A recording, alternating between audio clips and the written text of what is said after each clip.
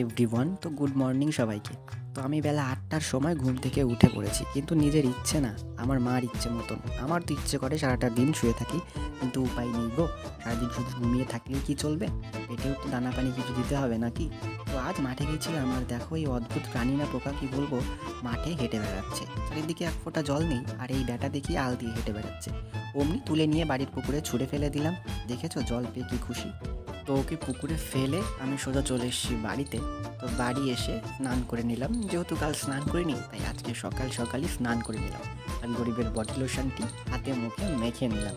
তারপর মাকে ডাকছিলাম ভাত খাবো জন্যে। তো আমার মা আস্তে আস্তে কটি বাদাম বের করে সেগুলোই খেতে লাগলাম। তো খাওয়া দাওয়ার পরে একটু ভাত ঘুম, যেটা না দিলেই না আমার।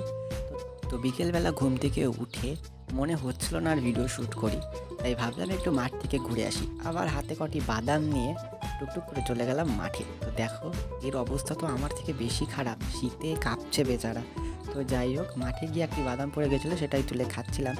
তো আমি এদিকে বাদাম খেতে থাকি আর মাঠ ঘুরতে থাকি। তো তোমরা আমার চ্যানেলটাকে লাইক কমেন্ট সাবস্ক্রাইব করে আমার পাশে থাকো।